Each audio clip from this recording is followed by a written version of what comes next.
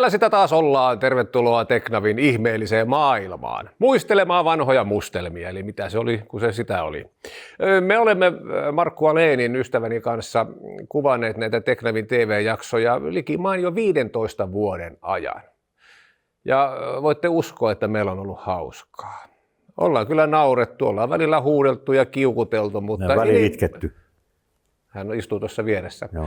Ja itkettiin, mutta pääasiallisesti meillä on kyllä hauskaa. Ja totta kai monet katsojat ovat kysyneet, että no, onko teillä hauskaa niissä kuvauksissa ja miten te siellä viihdytte. Mä sanon, että joo, kyllähän tämä on aikamoista taistelua, että me saadaan kokoon erilaisia minuutteja kasaan. Ja se vaatii tietysti pitkää pinnaa ja hyviä kulkuajoneuvoja. Mutta kaikki tietysti tämmöiset ulkomaanreissut ovat olleet ehkä niitä mielenkiintoisimpia.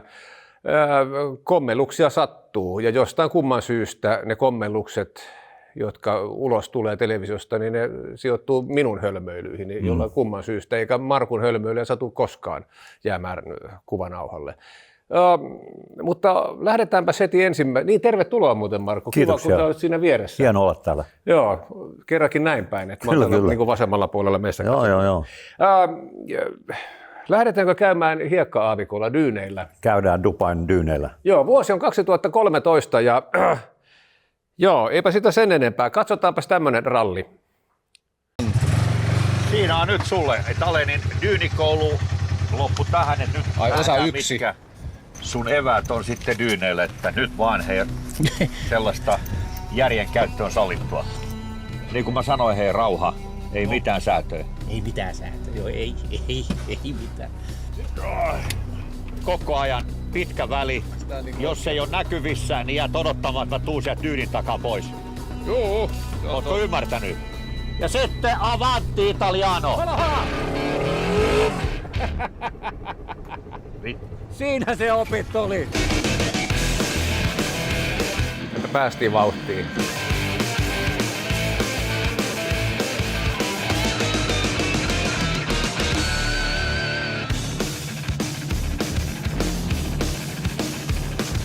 Oot sä nyt valmis sit lähteä tonne ylös, et sulle ei tuu housuihin? No eikä, mä tuun takas sitten, jos alkaa tulla. Joo. Mennään tonne nyt vastapuolelle uudelle alueelle, me ei tiedetä mitä siellä on. Joo. Ja jos sua pelottaa, niin sä voit kääntyä takaisin.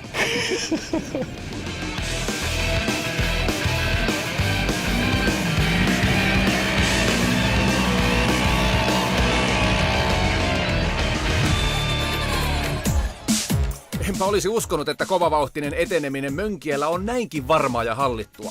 Ajotuntuma on miellyttävä, ohjaus on kevyt ja vääntöä rallifiiliksen saamiseksi riittävästi. Kyllä tää on aikamoinen kokemus päästä tällaisiin maisemiin ajamaan. Ja... Tää neliveto oli hieno. liikkuu, tää reagoi Joo. heti. Kyllä tää iskuvaimet ja jousetukset, nää kyllä pelaa hienosti. Suu auki ja silmätkin. Jaha.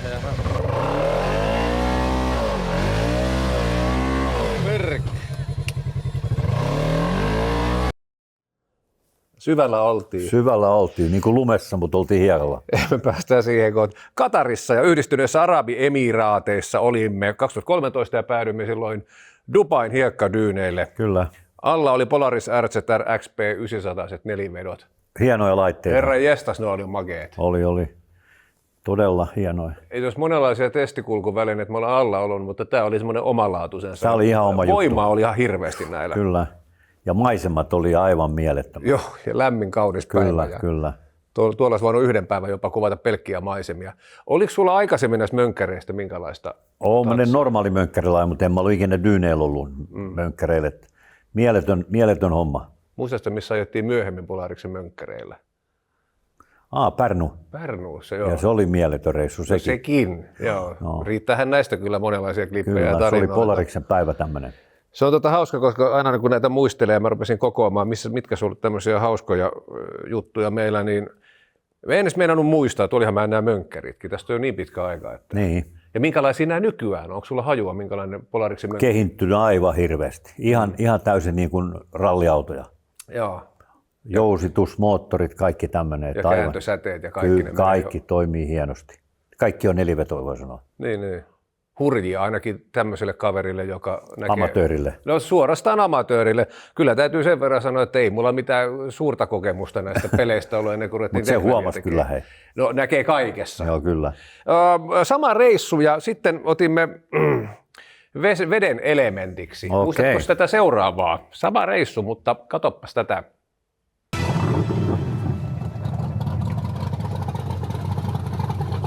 Noniin. Nyt se ralli alkaa. Näin on. Anna mennä vaan.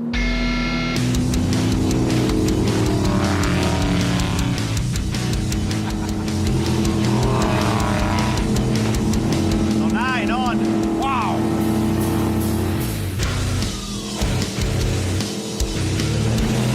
Me ollaan kohta Iranissa! Joo. Tällä menolla.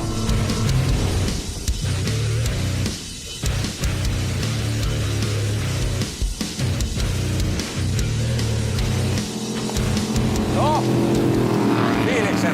No onhan tää ihan mieletön laite, että ei tässä on niin kuin...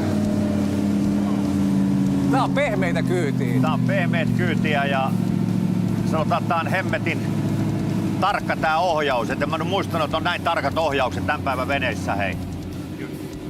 Se mikä tässä on vaan aina tämmöisissä veneissä, tää niin sanottu, että pääset sen kynnyksen yli, että se lähtee plaaniin, niin se vie sen oman aikansa. Nimenomaan. Joo. Sitten menee. Joo. Paljon me tultiin äsken, kuinka kovaa? 50, paljon. 57 solmua. Joo. 57 solmua. Yksi solmuhan vastaa yhtä meripenin kulmaa tunnissa. 1,9 kilometriä tunnissa. Merkurin 525 hevosvoimainen 8,2 Tuolla, katsot, nyt lähtee keula tuolta. Joo. veneelle parhaimmillaan reilun 60 solmun huippunopeuden, joten aika limitissä kapteeni Alen kyyditti. Ei tässä tää vauhti tunnu sillain. Ei, mutta kato, kun ei ole aallokkoa. Jos täällä olisi aallokko, niin täällähän ottaa raju touhuu. Joo, siinä täytyy olla taas oma erikoismiehet, että uskaltaa lähteä semmoisia takana paljon merikilometrejä, Joo. maileja. Milloin sä oot viimeksi, Markku, ohjannut venettä? Kyllä mä joka kesä vähän ajelen. Niin. Pieni tatsi pysyy tässäkin. Joo, että tää on niin kuin... Mutta en ihan näin kovaa.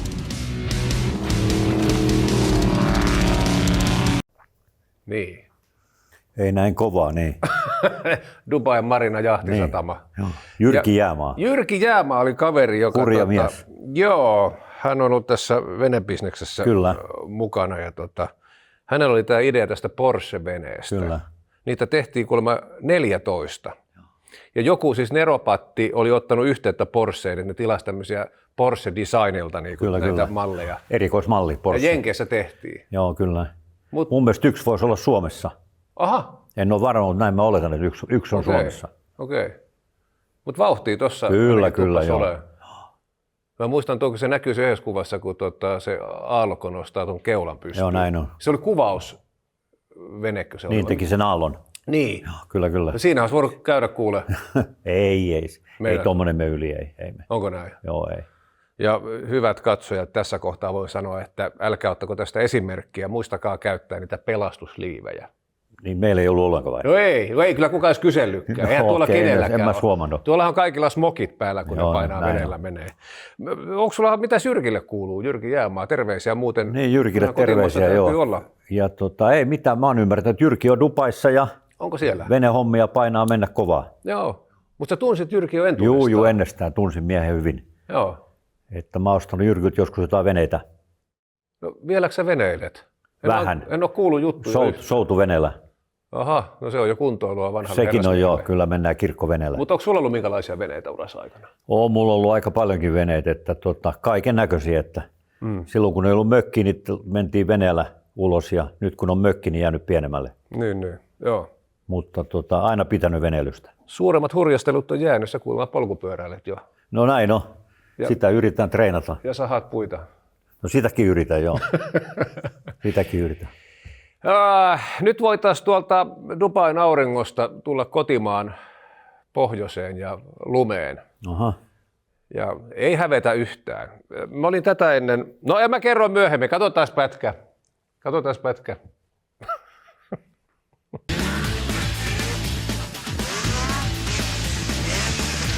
Ensikosketus kelkkaan oli mykistävä.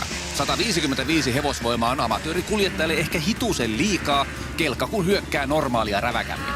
No kaikesta huolimatta seuraavaksi oli etsittävä kaikki umpihankiosuudet, mäet ja hyppyrit.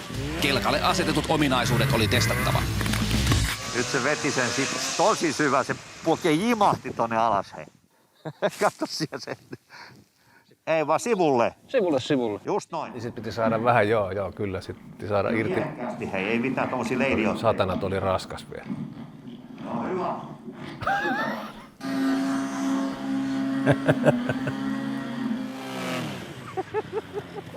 Lähti! Mitäs nyt?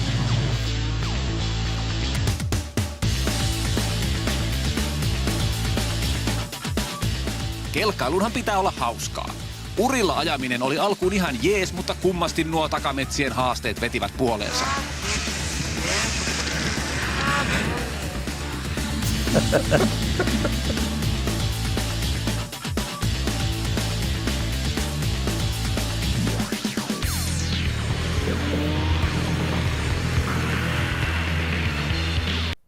Siitä sitten. Niin, Saariselkä, hieno reissu, hei, aivan mieletön. ilman suurempia mustelmia. Mulla ei sen koommin ollut ennen suurtakaan kelkkailukokemusta. Semmoiset ihan niin kuin tasajääajoa pelkästään. Sitten Kyllä. sä lähdet tonne, niin... Kyllä sen huomasi myös, että kyllä tuolla pitää olla vähän kokemusta, kun mennään. Ja uskallusta No ennen sekin kaikkea. vielä, joo. Että Meillä oli Jyrki, mä muistan hänen sukunimeä. Jaa, oliko sielläkin joku Jyrki? Oli, joka veti meitä. Eihän me ole tuolla voitu muuten ajaa tuossa toinen Magneettimäkeä Ivalossa. Jo tuttu sulle noista Testeistä, joo, kyllä. Autotesteistä, joo, lanssi. Kyllä. Ja sehän oli mieletön päivä. Todella hieno. Oli. Oppi aika paljon noista kelkkailusta. No ihan varmasti. Koska tuossakin yksi hyppy kyllä onnistui, mutta toihan me pantiin narulle, koska se jäi niin takapainoisesti, että oli pakko niin kuin satana saada tuohon. Että se oli...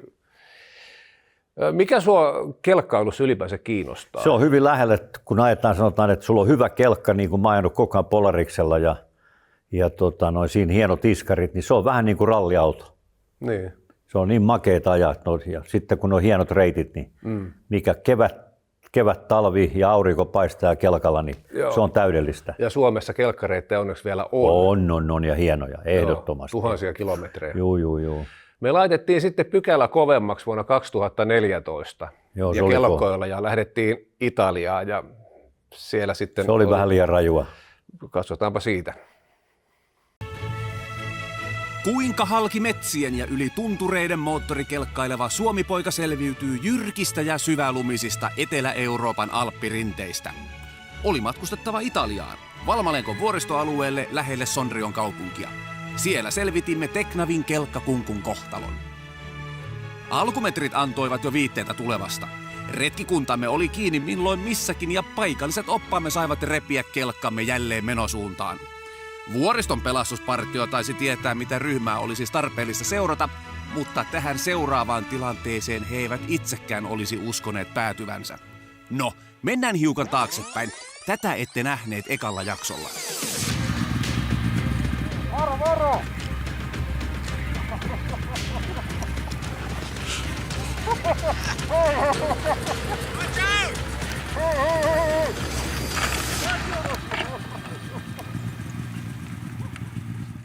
Toi on tuuria, hei. Tossa on Mikä tilanne? No se vähän lipsahti käsistä, mutta kaikki hyvin. Jäin mieluummin rapsuttamaan pelastuspartion koiraa kuin menettämään hermoni syvälumassa.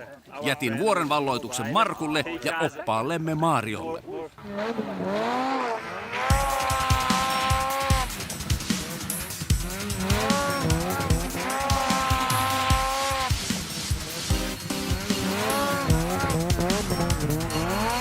Toi oli hurjaa touhua. Se on ollut mä en ollut näkemässä enää. Kaksikon tavoitteena on nousta lähes 2500 metriin. Edellisiltana satanut parimetrinen lumikerros tekee ajosta haastavan. Pehmeä ja upottava lumi pistää kelkan kuin miehenkin tiukille. Tätä miestä ei pidättele mikään. Mario Lancetti on kelkkailun ammattilainen, täysiverinen kisakuljettaja. Mies etenee voimalla, ketteryydellä ja päättäväisyydellä. Auto. Karmea Joo. Ja koko aika niin. Joo. Mutta onhan meidänkin Markku kelkkailut vuosikymmeniä ja se näkyy otteissa.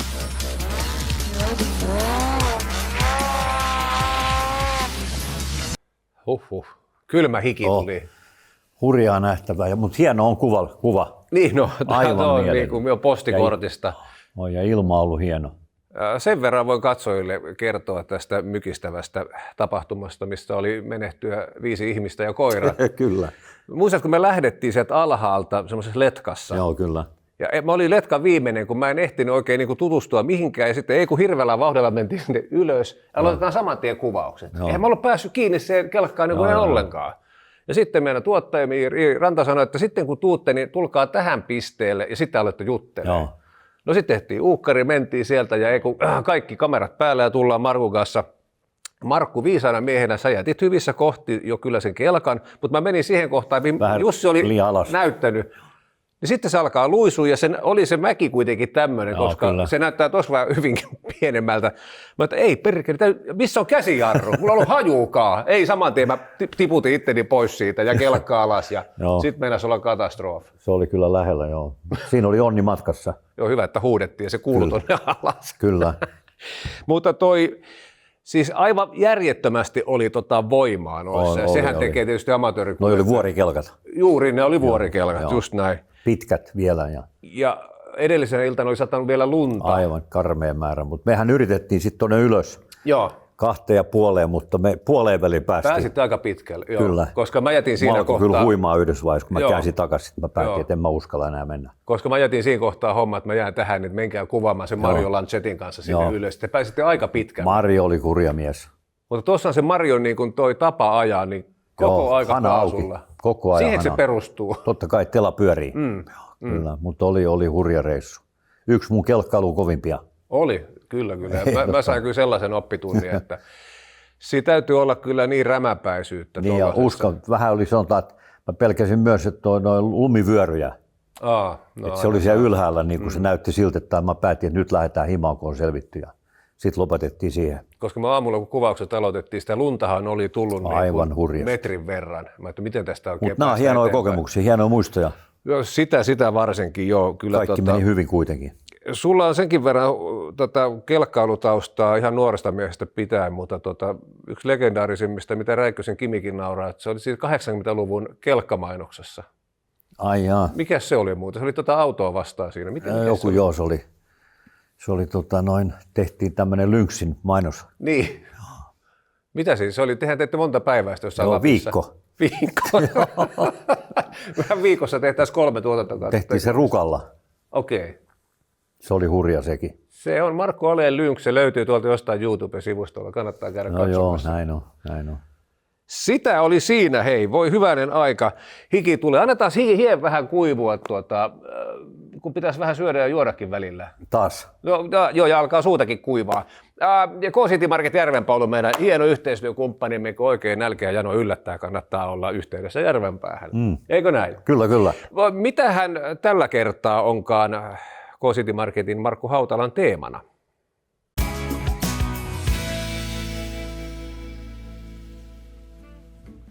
Muistan kyllä matkan varrelta monta kommellusta, tiukkaakin hetkeä, mutta jos ei koskaan epäonnistunut, ei ole kyllä yrittänyt tarpeeksi. Mutta meille menestys syntyy kokeilusta, virheistä oppimisesta ja jatkuvasta kehittymisestä. No ei se aina helppoa, mutta kyllä se on usein hauskaa ja aina se on sen arvosta.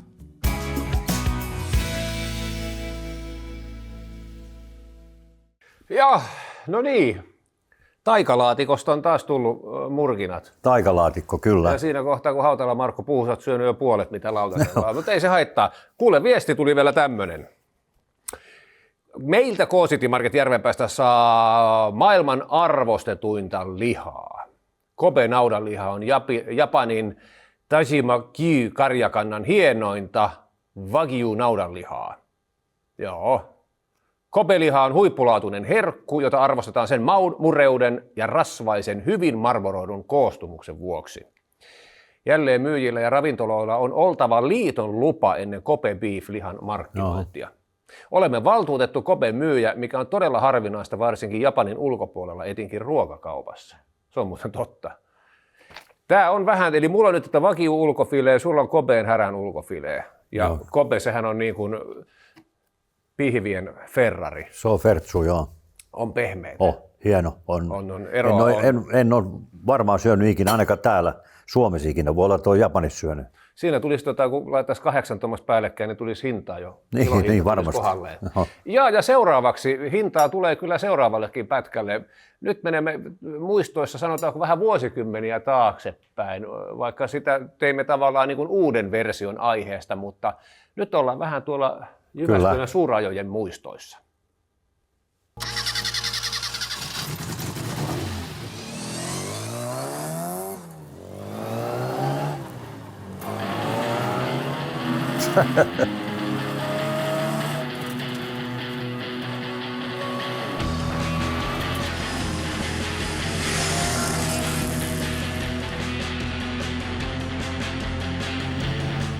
Meidän tulee vastaan joku tuohon jossain vaiheessa. Niin, joo. Sitä ei tarvitse ottaa kuviin ollenkaan. Ai jaa. Ei siinä ollut järkeä, kato jos joku.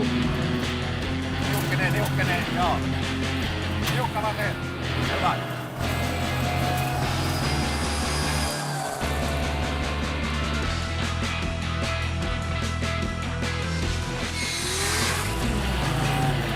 Hevonenkin katsoo, ketä noi hullut on.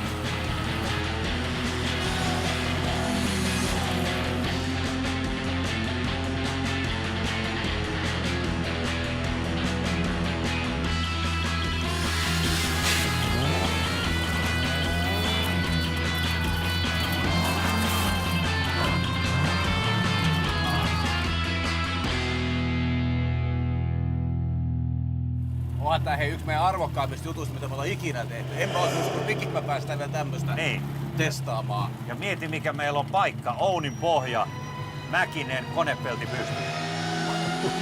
Hieno. Mäkinen, olet mestari. Kausma Karpala. Kiitoksia, mestari.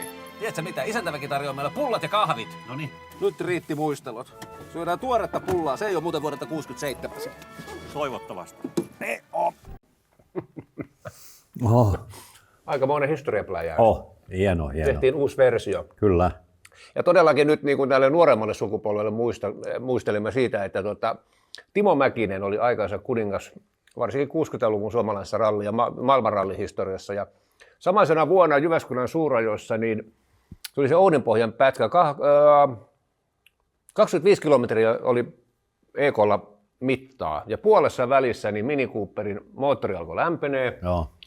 Ja Timppa oli sitten noussut autosta ylös ja nahkaremmillä jotenkin saanut sillä vähän ilmaa sinne konehuoneeseen. Väliä. Joo, niin se oli sitten puolessa välissä poikki ja konepelti pystyssä. Ja tuli kuitenkin erikoiskokeilla 3. No. Muistatko tätä tapahtumaa? Joo, muistan. Sehän on monta kertaa tullut telkkarissa kaikki tämä. Tarina on todella hieno. Se on rallihistoriaa. No se on juuri sitä. Ja Timohan voitti sen koko kisan sitten loppuun. Ai jaha, se voitti sen koko. Kyllä. Ja siitä varmaan puhuttiin. Säkin olit aloitteleva rallikuljettaja silloin. Katselin suu auki Timo Mäkistä. Niin. Teillähän oli kuitenkin, Timo, eikö se ollut teidän perhe? Timo ajoi mun isää vastaan jääradalla. Just näin. Kyllä. Joo. Timo oli meidän tallissa usein Okei. vieraana. Minkälainen Timo oli ihmisenä? Erittäin hieno kaveri. Joo. Oli. Ja mähän ajoin Timoa vastaan Fiatilla, myös Mirafiorilla. Timo ajoi Autonovan tallissa ja mä ajoin sitten tehtaan autoa. Ja Timohan se oli mulle yksi sellainen esikuva. Hannu, Timo, Rauno Aaltonen, Pauli Toivonen, kaikki nämä, niin kovia nimiä. Kyllä. Ja Meinas mulle ihan hirveästi. Ihan varmasti, Kyllä. joo. Timo voitti suurajot 4 kertaa ja voitti Monte Carlonkin vuonna 1965. Ja Timo sitten menehtyi 2017. Minkälaisen perinnön Timo Mäkinen ja Rauno Aaltonen on jättänyt niin kuin teidän rallihistoriaa ja suomalaisen rallihistoriaa? Mä uskon näin, että tämmöinen peräänantamattomuus, että mennään voittamaan aina ja tehdään työ niin hyvin kuin voi. Et Timo ja Raunohan on niin kuin very special kaveri. Et sehän on tämmöinen insinööri, joka niin kuin rakensi autoja ja teki kaikkea näitä. Sehän oli perusteellinen kaveri, mutta Timo oli taas enemmän sen räiskyvä ja annettiin mennä. Timo taisi ajaa vielä sinne 80-luvun alkuun vielä ihan. Mun mielestä me oltiin silloin just 70-luvun loppu, 80-luvun alku, niin Mirafiorilla yhdessä. Se ajoi Autonovan autoa ja mä ajoin just Fiatin tehtaan autoa. Joo, ja tämä konepelti pystyssä, niin se on Se on sitä Se on omaa jäänyt monelle rallihistoriaa. mieleen kyllä. Ja toi oli sieltä Kakariston risteyksestä. Kakariston risteys, Joo. kyllä. Siellä on edelleenkin suurajat, kun on päällä, niin ihmisiä. Tänä vuonna loppuriera Jyväskylän Power States. Joo, se on Se hieno oli siinä. pätkä. Joo. Ja sen verran muuten, että tuo kypärä, niin se sattuu olemaan Osmo Kalpalan kypärä. Muistatko? Muistan Osmo hyvin. Kolminkertaisen Jyväskylän suuren voittajan Osmo Kalpalan Kyllä, kypärä. kyllä. Terveisiä Hegelle, joka sain hänen ukkinsa kypärän lainaksi tuota hienoa. kuvausta varten. Joo, se oli sitä historiaa, mutta seuraavaksi me pysymme vahvasti kotimaisessa teemassa ja nyt on sitten hevosvoimia aika paljon lisää. Mä luulen, että me ollaan valmiit lähteä. Hyvä. Ei muuta kuin kova ajo. Tuo sotilaskoti veti vähän puoleensa. Aha. Ai niin, jos sä tulet sieltä, joo. Mäkin haluan tänään sinne vielä. No, Me jatketaan, Aleksi, joo. thank you. Osaatko nyt tää homma? No. Tää on vähän niin kuin lähettäisiin helikopterilla ilmaa. Tässä on aika mieletön tää meidän Väli. Niin. Neliakselisella työkalulla on mittaa yli 10 metriä. Kokonaispainoa noin 30 tonnia. Taittuuko tällainen massa M. Allenin käsissä? Mut huomaat, että mä ajan niin kuin vanha tekijä tässä raskaassa puolessa. Vanha linja-auton kuljettaja. Tää kauhukahvaa tossa. Odota, mä koitan jarruttaa, miten tää jarruttaa. Joo. Oho. Oho. Tämähän on vähän niinku ralliauto, hei. Ei. On vyö kiinni, hei. Nyt mä kokeillaan ajaa pohjat. Onko sulla vyö? Ei oo vöitä.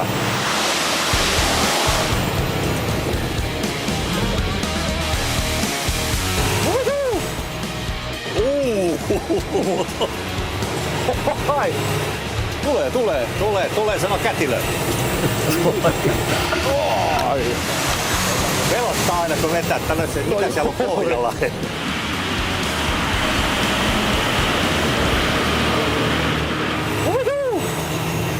No niin.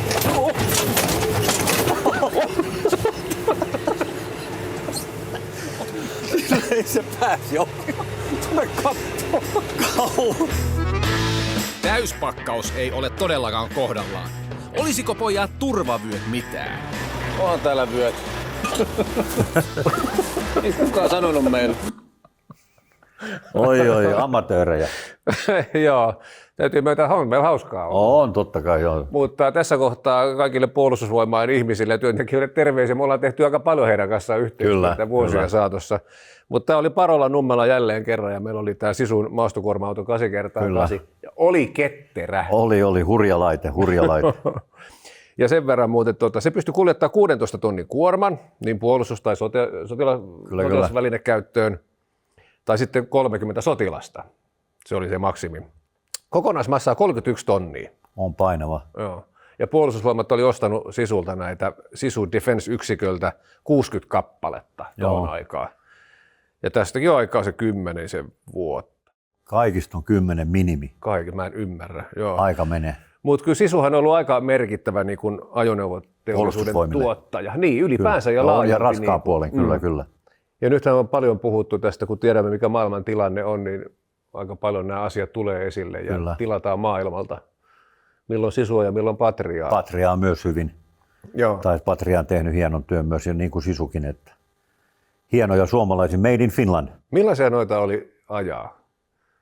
Olihan siellä oma juttunsa hyppää tuosta vaan kylmiltä ja mennään. Ja Siinä sun taito ollut aina. no joo, kyllä se siinä selvittiin, mutta kaikki on mennyt hyvin. Niin, Ei ole mitään iso eksidenttiä. Mutta noilla pystyi kuitenkin, mä muistan, me mentiin kuitenkin ihan semmoista pientä tietä pitkin, kääntyi hyvin, Joo, eikö kyllä. siis Näppäriä. näppäriä työkaluja, Kyllä, siis joo. ihan järkyttävää, miten näistä pystyy yllättymään joka vuosi. Mutta näissä oli miten pehmeitä näitä akselistoita. Niin, no, ja siellähän tuli myös tämä niin sanottu nelipyöräohjaus Joo, Patrialla ja näillä, että se auttoi myös näin puiden välissä mennä. kyllä, joo. Mutta hienoja kokemuksia, hienoja muistoja. Joo.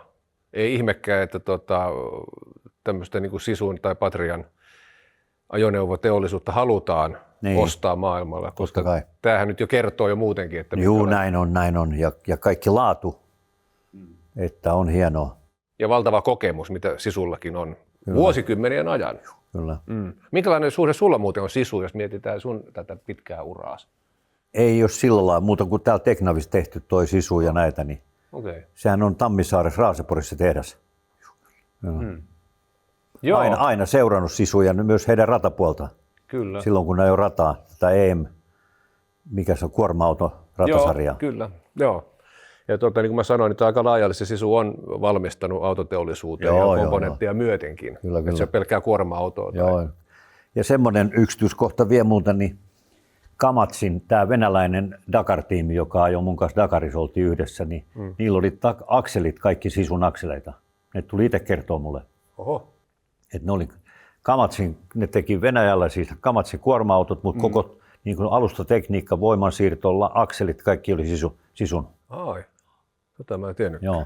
Mutta nehän teki just näitä komponenttien eri osia niin pitkin maailmaa. Joo. Jaa, onhan tässä nyt naurettu ja välillä vähän itkettykin. Niin. Kyllä tämä vakavaksi aina välillä vetää. No joo, mutta parempi, että ollaan naurettu. Joo, parempi, että kaikki hyvä loppuu nauruun. Kyllä. Kiitoksia. Tässä oli jo vähän muistelua. Otetaan vähän kikkari kerrallaan tässäkin kohtaa. Ei törkätä maailmalle ihan kaikkia hauskoja pätkiä. Toivottavasti niitä tulee vielä jatkossa lisää. Ja paljon. Niin, kunhan osataan vaan nauraa. Joo, kyllä. Täytyy käyttää sitä marvista, sitä hyvää hammasta, kun nauraa, että pysyy kalusta valkoisena. Italialaista hammastahan on sitten vielä tiennyt. Kiitoksia, hyvät katsojat, jälleen kerran ensi sunnuntaina uusi podcasti heti MTV3 Teknavin TV-ohjelman jälkeen, jolloin avautuu uusi ikkuna. Mitäs lihat maistuu? Fantastinen. Joo, mä haluan maistaa sun koppelit seuraavaksi. Kiitoksia. Kiitoksia, nähdään ja herkutellaan. Kiitos. Ja muistakaa nauraa hymyillä. Se on maailmassa tärkeintä. Joo, se on tämmöistä täällä. Se on pehmeää. Suussa sulavaa.